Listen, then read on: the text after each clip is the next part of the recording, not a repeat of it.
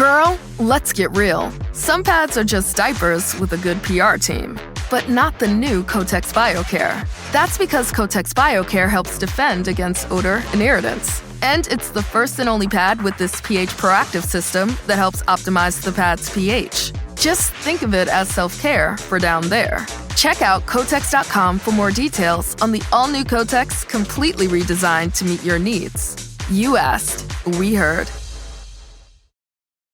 And we're live. Yo, let's go. Another episode of the Keith McPherson Show, episode 666.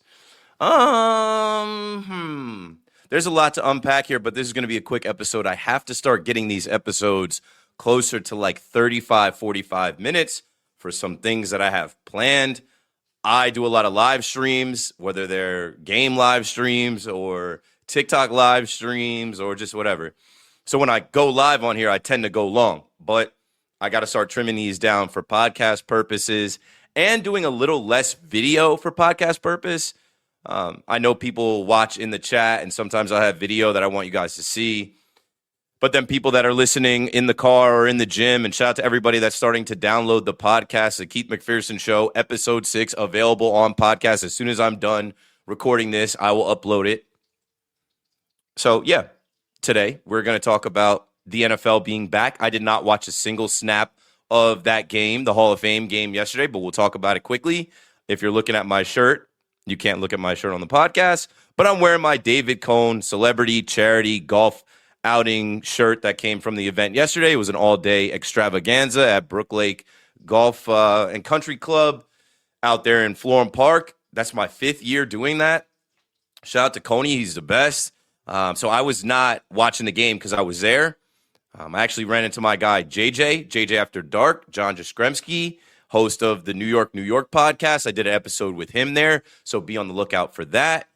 Today, quickly here, we will talk about the NFL being back. We'll talk about the running backs getting paid. And then, of course, I'll get on my soapbox and talk about how I feel about the Yankees right now. We had a quick little pop with George Lombard Jr., The last episode of this show I did was during the trade deadline, and that was a L. And, the break glass in case of a mid-deadline move of calling up George Lombard, it worked for a night. But then the next night, they couldn't score more than a run, which was given to them. And we're kind of stuck here looking at this race. That's why I started the title of this episode, MLB 7-week sprint. We're looking at this race here, and we can specifically talk about the American League East. It's hard to have faith if you're a Yankee fan that they're going to win the division or even come in second place and get that first wild card. So we'll get into it, man. Shout out to people pulling up right now. I see the numbers going up on Twitter, on YouTube, and Twitch. Quick episode here. Keith McPherson Show, episode 6, available on podcast, YouTube, Twitter, Twitch, and all of those good places. Let's hit the intro, and we'll get this thing started.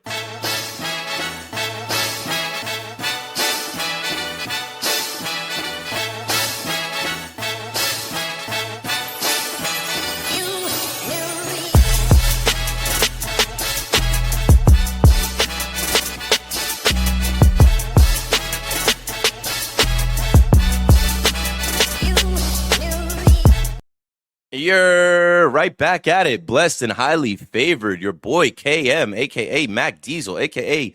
The Motion from Ocean. It is the Keith McPherson Show, episode 1, 2, 3, 4, 5, 6. I'm taking this pace slow here with these episodes. I'm not rushing this thing. I got bigger hopes. I got bigger dreams for where this thing can go. Shout out to the people that have been rocking with me through the rebrands and the changing things. Something I wanted to say to kick this off. I do not have a producer.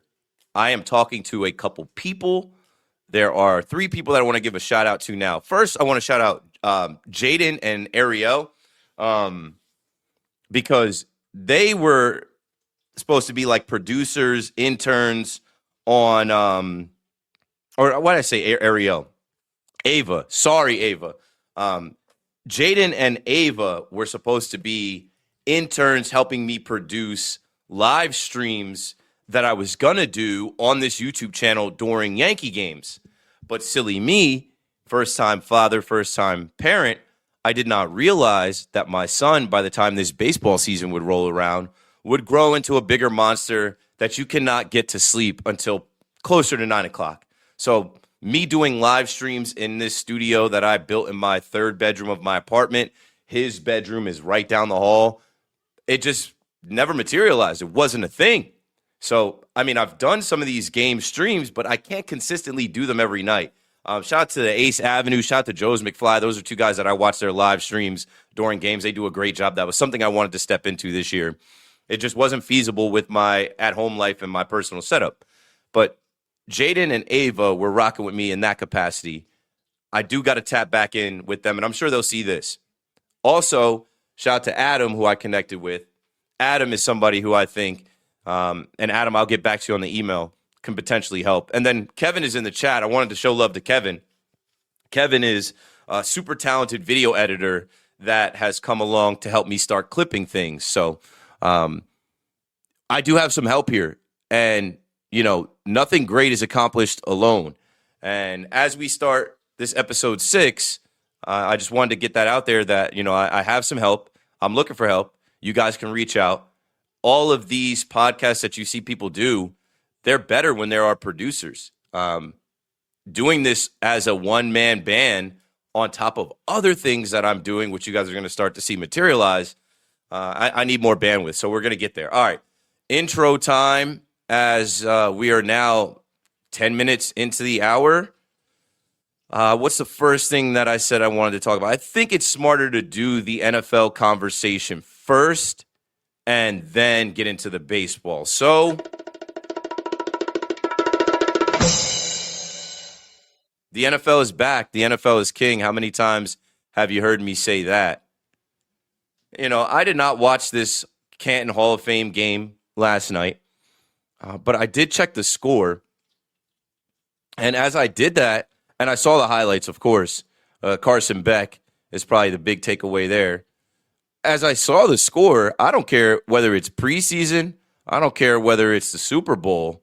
When you see a score like this, 33-30, 63 points, I mean, this is why people love the NFL. It's a sign of the times with the NFL. People want to play fantasy football. People want to make first touchdown wagers. People want to make parlays. So no points scored in the first quarter, but then boom, 17-17 at half. And then in that fourth quarter, they really turned it on. So if you just look, I'm sharing, you know, the touchdowns. This is what people want to see. They want to see points. They want to see scoring, even in an exhibition game, even in a doesn't mean anything. A lot of these guys that played last night, those guys are going to be cut type of game.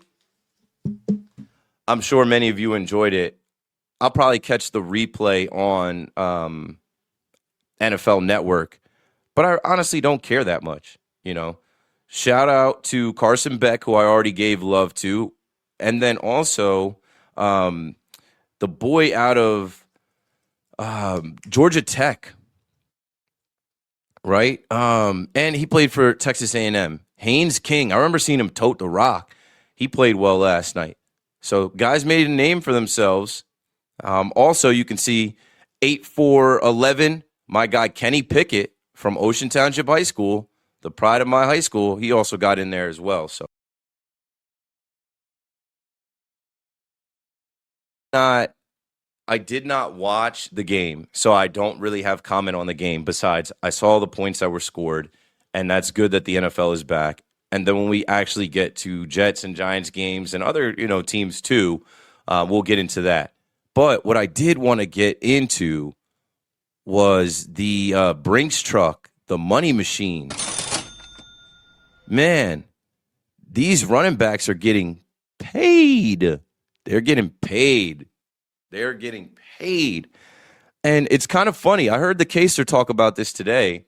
It's kind of funny that now we're seeing these running backs get paid when just a few years ago, these guys all had to fight to stay where they were. Okay, follow me. Saquon Barkley is obviously the number one. Saquon Barkley couldn't get the money that he deserved, the money that he felt like he earned, he was worth out of the New York Football Giants. Joe Shane, I'm looking at you. So he goes down the turnpike. He gets it from Philadelphia. He wins a Super Bowl.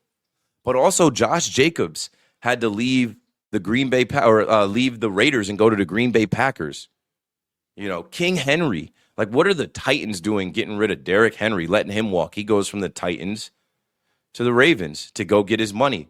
And then this guy, I also remember getting paid not that long ago, but we'll start off with him first because I was like, isn't this his third contract or second contract? Like, he hasn't even been around that long. But Jonathan Taylor from the Colts.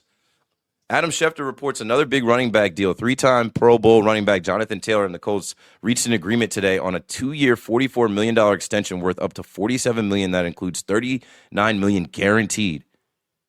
So, like, they're just paying these guys and getting out in front of it. Follow me.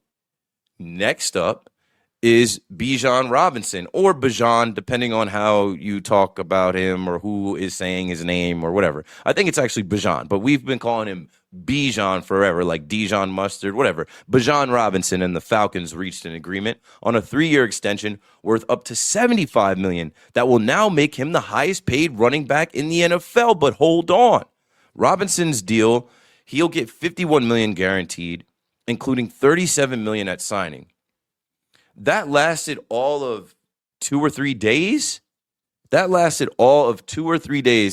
Bijan Robinson was the highest paid running back in the NFL. And then here comes the money. Jahmyr Gibbs is now the highest paid running back in NFL history. 3 years, $75.75 million max value with a $51.5 million guarantee. Highest paid running back in NFL history. That's crazy, bruh. That is crazy, bro. Because it wasn't that long ago that we were looking at Breece Hall and the contract that he got. It wasn't that long ago we were looking at Devin Achane and the money that he got. Even Kenneth Walker, who was just the Super Bowl MVP for the Seattle Seahawks, they didn't want to pay him, so he goes to the Chiefs and gets paid. You know, if you look at this list right now, they don't even have this updated yet. But here's the running back contracts and salaries in the NFL, and we'll close after we look at this. Take a look at it. Can somebody come take a look at this? Bro, at the top you see Bijan Robinson. Then you see Saquon, Christian McCaffrey, Devin Achane, Derrick Henry, Breece Hall, Kenneth Walker, Jonathan Taylor. They got to update that for Jonathan Taylor. And then if you go, all the way down, if you see where I'm scrolling, Jahmyr Gibbs is at 24. They got to put him at the top now. So, we're in an NFL where the value of the running back literally changed over the course of 3 years. It went from, you don't got to pay a running back. Running backs aren't that important. Teams that win the Super Bowl, they're leading rushers that they don't get paid. It could be anybody to, no. You just saw a team win the Super Bowl, and the MVP was the running back, and that team didn't want to pay said running back. They had to go draft a running back. He left to go join the Kansas City Chiefs. Thoughts in the chat. Let me know what you guys are thinking about that as we proceed from the NFL portion of this Keith McPherson Show, episode 6. It's just crazy. That's so much money for a position where it's a short shelf life. These guys get banged up. These guys don't play that long. But it's also just a sign of where the money is at in the NFL and where the offenses are. These running backs, they block, they catch passes, and of course they run the ball. And they're quarterback's best friend. You know how you take care of your quarterback, right? How do you take care of Jared Goff? You pay Jahmyr Gibbs because he can hand him the ball. How do you take care of Tua or Michael Penix Jr.? You pay Bijan Robinson. He's going to be the focal point of Kevin Stefanski's offense, without a doubt. How do you take care of a Patrick Mahomes who's coming back from a torn ACL? You go get Kenneth Walker. You give them a partner, a companion in the backfield that is going to take a lot of pressure off of them, move the stick. So with that being said, as we're about 14 to 15 minutes in, reminder, I will have another show on WFAN on Sunday. I repeat, I will have another show on WFAN on Sunday after the Yankees coverage. So when Yankees postgame ends, it's KM to AM. Actually, after the Yankees postgame ends, it's the Keith McPherson Show. Because it's going to just be in the PM. It's not going to be a KM to AM. When I was on Sunday, last Sunday, it was 7 p.m. to 5, the traditional, as we used to have it, KM to AM from 7 to 12. I had a lot of fun. We took a bunch of calls. I talked about everything from the Yankees to the Mets. And we'll start with the Mets here. I will get into this more on WFAN, but reports came out about Freddie Peralta being the mediator between Francisco Lindor and Juan Soto. I, for the life of me, can't understand why these guys that are millionaire baseball players, world famous, super talented, can't coexist in the clubhouse. There's conversations over Juan Soto being Dominican and Lindor being Puerto Rican, and I don't think that's it. But they traded Freddie Peralta. And hand up, I said this on the Fan, and I'll say this here. I believe that the Tampa Bay Rays are going to figure it out with Freddie Peralta. As of his first start, not so much. But I said, hey, as soon as he takes that Mets uniform off, I bet he gets right. Here's a secret, though. His first start for Tampa, he was pitching with a glove that he used with the Mets. It had Mets colors. It was black with orange and blue on it. Switch him up, get him a different glove, and watch him get right. But Freddie Peralta, they traded away. And this is what I'll say about the Mets. And before I trash them, before I talk down on them, I mean, congratulations to the Mets. They just swept the Guardians, a team that is fighting for their division, a team that's fighting to get in the postseason in the American League. They just went and swept the Guardians. Lindor, obviously, is playing great without Juan Soto around. These two can't coexist. It's like Lindor gets hurt, Juan Soto comes back, Juan Soto does his thing. They kind of were like ducking each other in the lineup, but it's a mess over there. It's good for them to win, but it doesn't mean anything. The biggest story for the Mets right now is their jumping pitcher, Jeffrey Yan, Jumpman. This guy is hopping off the mound, celebrating every strikeout, and it's rubbing some people the wrong way. But whatever, so be it. The Mets at this point are just playing to try to win, try to salvage somewhat of a season, not be a complete laughingstock. But they're the third to last team out of the wild card in the National League. They're 50-66. They're already talking about next year, where I just saw Bo Bichette was talking about, if I would have played better, maybe this team would be in a better position. He's obviously going to opt in and get paid. And he's talking about next year we're going to be better. Yeah, next year, forever next year. Shout out to my guy Justin and his brand, Forever Next Year, Forever NY, Forever New York. It's always next year with the Mets. And I used to joke on the radio. I used to use the Kanye line. I used to say, back to school, and I hate it there. Everything I want, I got to wait a year. That's what the Met fan has to do. Every year they got to wait. Every year it's, next year we'll figure it out. David Stearns, the blood is on your hands, but I do commend you for the trade deadline. I do commend you for the fire sale that you were able to have. I'll share this before we get into the Yankees, and then we start to, roll this thing. Also in the chat, hit me with your thoughts as we get deeper into this MLB conversation, this portion of the podcast.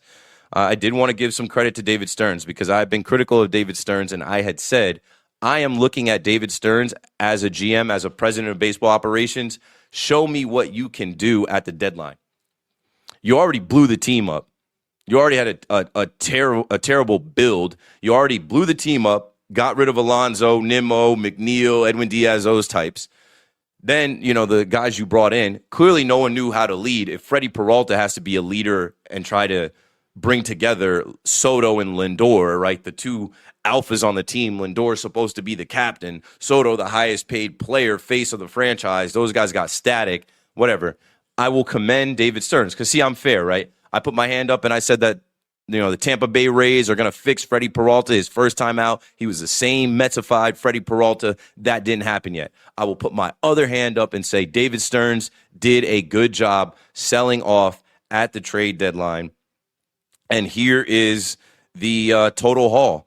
Here is what Met fans can look forward to. And it may not be David Stearns there in the future to usher this new era in. But I remember when it was Billy Epler who had to sell off in 2023, what I said was, thank him later. Billy Epler is not going to be here, but you can thank him later. So as you see the additions, I don't know these players. I don't think there's one player that I had heard of. Number 19, Gabe Davis, is an addition. I know him from the Buffalo Bills. Different guy. But if you look, they got a number 1 prospect, a number 10, 13, 16, 17, 18, 19, 27, 28. He was able to bring in 1, 2, 3, 4, 5, 6, 7, 8, 9 top 30 prospects. And the subtractions, as Keith Hernandez said, they got rid of the garbage. The subtractions, Freddie Peralta to the Rays, Luke Weaver goes to the Pirates. Clay Holmes, where did Clay Holmes go? I'm blanking on Clay Holmes' place. The Chicago Cubs, and that's where they also sent David Peterson, as you see down there. A.J. Minter, Brooks Raley, Huascar Brazoban, Tyrone Taylor, they all got sent out. I think Tyrone Taylor also got sent to the Cubs. So clearly David Peterson or David Stearns has a bat line to the Chicago Cubs. He's also got, a bat line to the south side of Chicago. Huascar Brazoban goes there.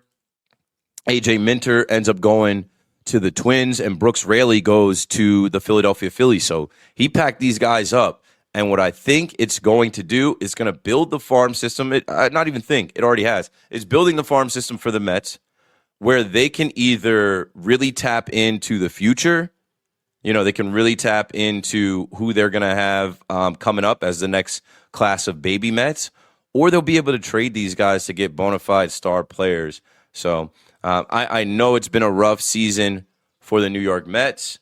I have no reason to punch down, especially with the state of the Yankees, and we'll get into that next as I try to close here in the next 10 minutes or so. Round of applause for David Stearns and what he was able to do at this trade deadline. Okay, moving on here as we continue to talk ball, as we continue to talk shop, as we get into the MLB conversation here, or deeper into the MLB conversation here. I titled this episode MLB 7-Week Sprint. And when you're looking at the MLB standings right now, and let me pull that up, we need very soon, we need that graphic that shows if the postseason started today, and usually MLB puts that out, but if the postseason started today, and follow me here, as you're looking at these standings, let me see if I can zoom in, make this a little bigger. At the top of the American League, you have the Tampa Bay Rays. They're in first place in the East with 68 wins. I hate that the Yankees have to always June boon swoon and July you cry. They lost so many stupid games, close games, where they could be right there with the Tampa Bay Rays, who own the tiebreaker on them. Then the White Sox are holding the Central down. Great year for them. Just 2 years ago, they were the worst team all time. And then, don't look now, here comes the boogeyman. The Houston Astros in the West are right up there. In the AL Wildcard, it's the New York Yankees in the first spot.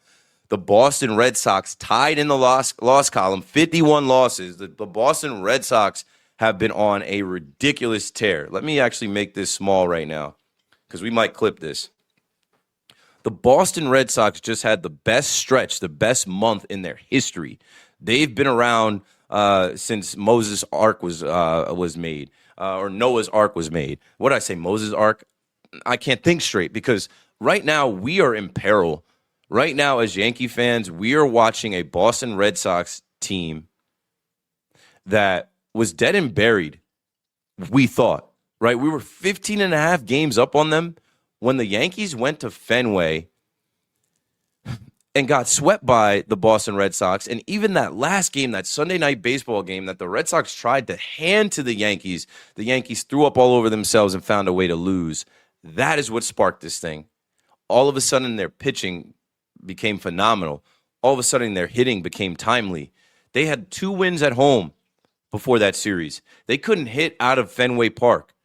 They couldn't hit home runs. now Jarren Duran and Wilson Contreras and Caleb Durbin and Cedane Rafaela and Masataka Yoshida. Those guys are starring for them. Not Rafael Devers, not Alex Bregman, not David Ortiz, not Dustin Pedroia. Here we go again. Not Mookie Betts, not JD Martinez. Here we go again with the Boston Red Sox getting on another magic carpet ride. And if you're a Yankee fan, you got to be scared right now. You got to be worried right now. They've walked us down. And so in this 7-week sprint to the finish, the Yankees got to find a way to score more than 2 runs. In this 7-week sprint to the finish, now you've got to keep pace with these guys, and they're winning at a ridiculous clip. Let's go back to the standings here. They're winning. They refuse to lose. They won in 13 innings last night. That winning percentage that you see there, 553, that's not accurate. If you see their last month and a half, their winning percentage is ridiculous. I don't have those numbers in front of me, but if you're paying attention, they're 9-1 in their last 10. They've won 8 in a row, and they're just rolling right now. The Texas Rangers are the last wild card, and the last wild card will play the division leader with the worst record. So if the season ended today, and now I'm going to go back to myself. If the season ended today, right, and it doesn't, but if the season ended today, the Astros would be playing that last wild card team. And so, I was asked last night by my guy JJ on his podcast, where do you think the Yankees are going to end up? And I can only use my eyes. I can only go off of what I've seen. And I think they're going to end up in that last wild card. And they very well could be playing the Houston Astros. And that just makes your stomach turn. You hope that they, end up facing the White Sox, because they should have swept the White Sox in their building, and they took the series from them in Yankee Stadium. They took the first 2, and the White Sox salvaged the last one. You got to cross your fingers, but obviously there's a 7-week sprint. It's all subject to change, but people are getting ahead of themselves. People are now talking about the Boston Red Sox winning the World Series. Pump your brakes. People are now talking about, Tampa winning the division or the Red Sox. We don't know. What I'll say is baseball is going to baseball. The Red Sox aren't going to keep this pace. They're not. Baseball is going to baseball, and they're going to lose games. They're going to get hurt. They're going to lose a guy. Some guy's not going to have a good outing on the mound. Somebody's going to blow it in the bullpen. One of their hitters is going to strike out in a big spot. Left guy's on base. Somebody's going to go 0 for 4. The baseball is going to baseball. But the Yankees can't rely on that. The Yankees got to play better baseball themselves. And what the Yankees seem now to be relying on, hope week, fingers crossed, hope week continues, is the return of injured players, since they didn't go out at the deadline and acquire enough new players. The last episode of this show that I did was during the trade deadline, and I did that on purpose from 5 to 6, hoping that we would get some good news and I'd be live to react to it. We got Elliot Ramos, which to me smelled of, they got another outfielder because they don't know about Judge. They got another outfielder because Judge might come back and they have to take it slow, and so they DH him, right? They can't put him in the outfield and risk further injury or re-injury. And Elliot Ramos is what he is or whatever. He almost made a mistake in left field at the George Lombard game. We'll get into that as well. I'll tell you about what I think about George Lombard going to the game that night. We'll end on a more positive note. But Judge just yesterday said that he'll be back, and that was always the plan. He started running again. In the chat, give me a date. What date does Aaron Judge return? Somebody give me a date. We'll take predictions. If I had to guess, it's in September, and if I had to guess, it's at home. And depending on where we are in the standings, it may be too late. You know what I'm saying? It may be crucial times where we're going to be close. So, I'm hoping by September 8th, giving it a month to start that Colorado series, Naruto night at the stadium. That's my date. In the chat, give me your date for Judge's return. Stanton, I've said this 1,000 times, unsubscribe me from the John Carlos Stanton updates. I just don't care about the guy. If the guy comes back and hits, great, but you can't trust him. You can't rely on him. So I can't latch on to, here comes Stanton, he's going to save the day. Belly is doing some work in the field. He'll be back, I think, sooner rather than later. 4 weeks, not the 6 weeks. Rodon is scheduled to pitch in a rehab start with the Rail Riders this Saturday. Clark Schmidt is gearing up for his return. And then also news broke today that, I know this guy, his numbers are not great, but it's something, and potentially there's power in pinstripes. The Yankees are going to sign Mitch Garver to a minor league deal. So he'll start with the Rail Riders as well. We'll see what he does there. And to me, it's like, could he be worse than Ali Sanchez? We need another option at catcher. They didn't want to give up what it would take to go get one. Could he be much worse than Ali Sanchez? Could he turn it on with the Yankees? Right? Every player wants to play for the Yankees. Every player dreams of putting the pinstripes on. So maybe Mitch Garver can do that for us. Speaking of dreaming of putting the pinstripes on, George Lombard Jr., welcome to the show, kid. George Lombard's parents, so happy for them. Here are my takeaways from that game. If you guys follow me, if you guys are subscribed to my YouTube, you guys follow me on Twitter, Instagram, TikTok, you saw all my videos on it. What I loved about the George Lombard thing was not the fact that it changed the tenor and the tone of the fans. Like I said, that was a break glass in case of emergency situation. We didn't have a good deadline. The fans were sick. The fans were pissed off. A lot of crybaby-ass Yankee fans were saying, this team's cooked. I hate this team. Fire Cashman. When's it going to change? And then they say, here you go. Here's the kid. Welcome to the show, George Lombard Jr. And what I loved about George Lombard Jr., I met this kid in Somerset with the Patriots, and I said he just got the look, Pelotero. It's in his blood. It's in his bloodlines. His daddy played. You know what I'm saying? The stage isn't too big for him. The lights were not too bright for him. He came up and flashed the glove immediately, going to his right, throwing the ball to Jazz, double play. Another one he fields, unassisted double play. And then the homer. I'm in there, and I'm like, I'm watching his at-bat, and I don't believe it. I'm like, what am I watching? If you see my video I put, I'm like, what am I watching? What a debut for that kid. For that kid to come up in a number 96, his spring training issued uniform, and just walk onto that yard in the Bronx where the pinstripes are heavy and we've seen so many people fold. That young man has it. Please give him some patience. Please don't try and make him the next Derek Jeter. We've already learned what happened with Volpe. It's too much. It's too much for a young guy to bear. And that's another thing. And I'm not going to get into it too much. I did it on Twitter. But no good will come our way as long as you weirdos keep talking down on Volpe. He's done. It's sent down. I'm at the game when George Lombard's making his debut. As he's making plays, people are chanting, Volpe sucks. And they're saying things about Volpe. And I'm like, it's not Volpe versus George Lombard. It's the Yankees versus the world.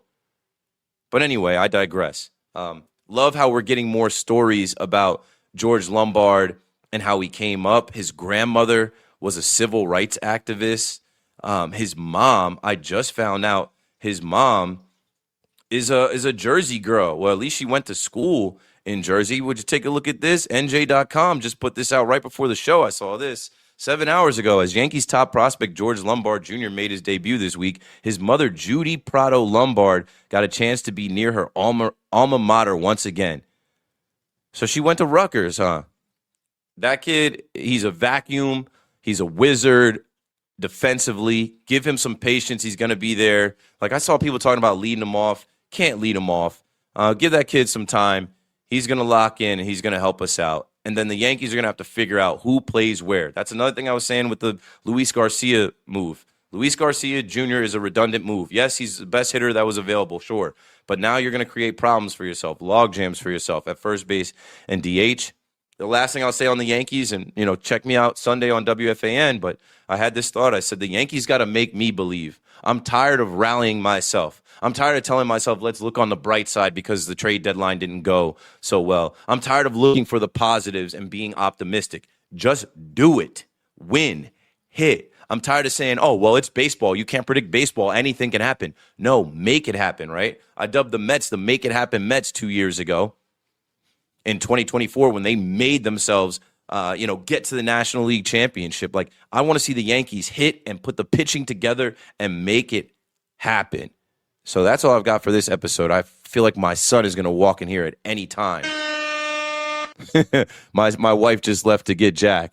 Maybe he'll join us at the end. So let's hit the chat quickly, and then we'll wrap this up. But that's all I wanted to get off my chest. The Yankees are going to face the Atlanta Braves, who are coming in here Here, we'll do that too.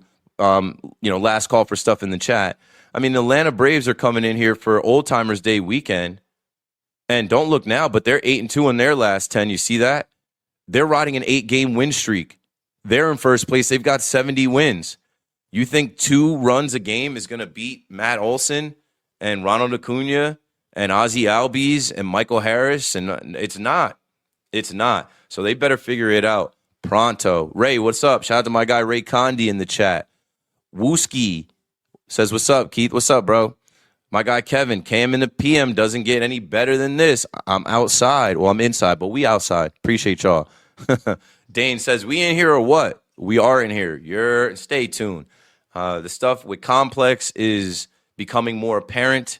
Shout out to the good folks over at Complex Sports and Complex Bets. I'm going to be one of the new faces of Complex on YouTube, on social media. The Jazz Chisholm stuff popped off where, Jazz hits that home run at the game, the same game that George Lombard debuted.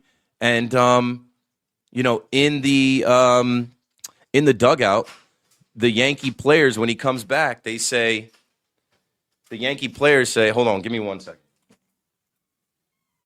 You all right? You want to be on TV? No. Yeah. All right, well, I'm live right now. Seemed like you guys needed some help. I'm trying to see on TV. All right, come on, we'll wrap this show up. I want to see the microphone. All right, let's wrap this show up, baby. Daddy, why today you put a show up? What do you mean? Today you put a show up. A what up? A show. A show? Yeah. I'm doing a show here before you come home from school.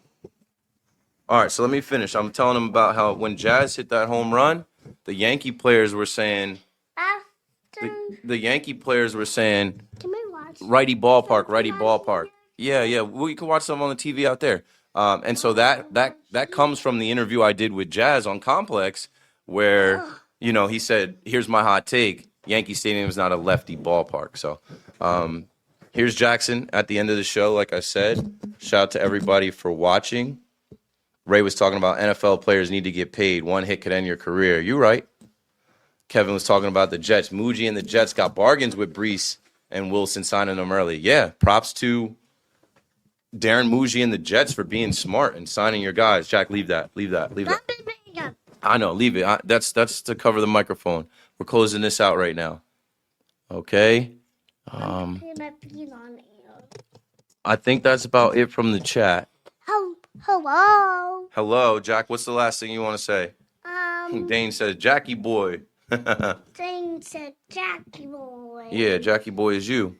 Yeah. You ready to watch the Yankee game tonight, Jack? Yeah. We'll have dinner, we'll get you in the bath, and then we'll watch the Yankee game? Yep. All right, cool. Well, that's all we've got for this episode of the Keith McPherson Show featuring Jackson McPherson. And you guys stay tuned because as Jack gets bigger and older. On this thing. Yeah, we will, okay? So, all right, we got to close. We'll be back with another episode Monday. And again, I will have a show on WFAN. So without further ado, this is how we close this thing. Stay blessed, stay up, and stay ready so you ain't got to get ready. We out. What is this? It's the pop filter, the screen filter. It's to cover the mic. You keep moving it, though. All right, give them the deuces. Give them the peace sign. Two. Girl, let's get real. Some pads are just diapers with a good PR team, but not the new Kotex BioCare. That's because Kotex BioCare helps defend against odor and irritants. And it's the first and only pad with this pH proactive system that helps optimize the pad's pH. Just think of it as self-care for down there. Check out Kotex.com for more details on the all-new Kotex, completely redesigned to meet your needs. You asked, we heard.